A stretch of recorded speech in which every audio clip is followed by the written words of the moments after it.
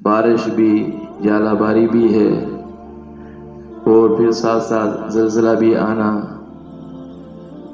یہ ساری چیزیں امت کے یعنی اللہ تعالیٰ کی نافرمانی پر دلالت کر رہی ہیں کہ نافرمانیاں بہت زیادہ ہو رہی ہیں۔ اور سب سے بڑا المیہ تو یہ ہے کہ نافرمانی کو نافرمانی ہی نہیں سمجھا جا رہا۔ ایک آدمی پہلے زمانے میں جب لوگ گناہ کرتے تھے تو وہ گناہ کو گناہ سمجھتے تھے، گناہ کو چھپاتے تھے، کہیں اللہ تعالیٰ کی طرف سے ہمارے اوپر کوئی عذاب نازل نہ ہو جائے۔ کہ آج اللہ تعالیٰ حفاظت فرمائے، گناہ بھی ہوتا ہے، گناہ پہ یعنی گناہ کو اچھا سمجھا جا رہا ہے۔ اللہ تعالیٰ حفاظت فرمائے، گناہ پہ توبہ کرنی چاہیے، اللہ تعالیٰ کی طرف توجہ کرنی چاہیے کہ نافرمانی ہم سے ہو رہی ہے، نافرمانی کو ختم کرنے کی کوشش ہو۔ ہر چیز میں دیکھیں، عبادات کے اعتبار سے دیکھیں بھی اس میں بھی کوتاہی ہے، معاملات کے اعتبار سے بھی دیکھیں، اخلاقیات کے اعتبار سے دیکھیں، ساری چیزوں کے اعتبار سے دیکھیں، ہر چیز میں ہی زوال کا شکار ہے امت۔ اس بات کی ضرورت ہے کہ ان برائیوں کو ختم کیا جائے ہر چیز کے اندر، معاملات کے اعتبار سے، عبادات کے اعتبار سے، اخلاقیات کے اعتبار سے، ہر چیز کے اعتبار سے اپنی برائی کو آدمی، ہر بندہ اپنے اندر جھانکے کہ میں کیا کر رہا، کہ میری زندگی فرمانبرداری والی ہے نافرمانی والی۔ اور پھر یہ چیزیں بعض آدمی کہتا ہے کہ مجھے تو معلوم نہیں کہ نافرمانی ہے، تو مطلب یہ ہو کہ پھر اس کو علم کی کمی ہے، اس کے پاس علم نہیں ہے کہ یہ گناہ ہے، یہ فرمانبرداری ہے، نافرمانی ہے۔ اور علم حاصل کرنے کے اندر بھی ہم اپنے اندر دیکھیں کہ ہم کتنا کوشش کر رہے ہیں۔ امام محمد رحمۃ اللہ فرماتے تھے علم دو قسم کا ہوتا ہے، ایک علم تفصیلی ہے اور ایک علم حال ہے۔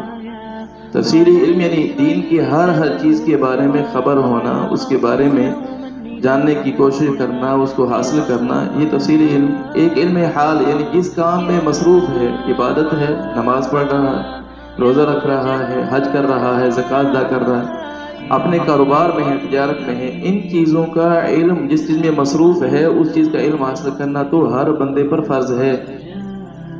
اس علم سے مفر نہیں ہے، یہ تو فرض کفایہ نہیں، تو فرض ہے، فرض عین۔ اور اللہ تعالیٰ حفاظت فرمائے کہ ہاں چلو ہم اس کو حاصل کرنے کے لیے ہم مدارس میں جا کر، وہاں جا کر ان سے علم حاصل کریں، لیکن اللہ تعالیٰ حفاظت فرمائے یہود و نصارہ کی، قادیانیوں کی، ان کی کوشش سے اتنی کوشش ہو رہی ہے کہ علماء سے لوگوں کو دور کر دیا جائے۔ جب لوگ علماء سے دور ہوں گے، دین علم حاصل نہیں کریں گے، تو پھر ان کو گمراہ کرنا آسان ہے۔ اور اتنی اس میں وہ کوشش کر رہے ہیں اور اس میں اتنا کامیابی ہو رہا ہے، حفاظت فرمائے۔ اور جہاں ہمیں موقع ملتا ہے، وہاں ہمیں علم حاصل کرنے کے لیے، وہاں ہم کتنی کوشش کرتے ہیں۔ علم حاصل کرنا تو اتنا اس کا اجر اتنا زیادہ ہے کہ عبادت میں لگنا ایک عالم کی فضیلت عابد پر ایسی ہے جیسے کہ حضور صلی اللہ علیہ وسلم نے ارشاد فرمایا کہ جیسے میری فضیلت کسی ادنا صحابی پر۔ عالم کی فضیلت عابد پر کس بنا پر ہو رہی؟ عبادت کے اعتبار سے نہیں، اس بنا پر کہ اس کے پاس علم ہے اور اس کے پاس علم نہیں۔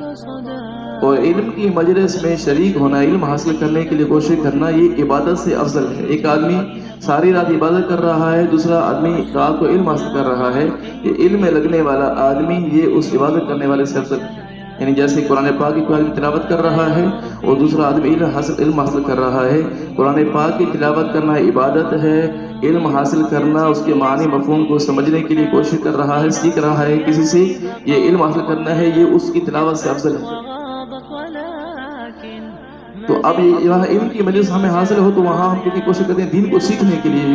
جو مقصود ہے بات کرنے کا وہ یہ ہے کہ ہم دین کو سیکھنے کے لیے، کہ ہم دین پر صحیح چل سکیں اور ہم گناہوں سے بچ سکیں، علم حاصل کرنے کی مجلس میں کتنی کوشش کرتے ہیں، یہ ہم خود دیکھیں۔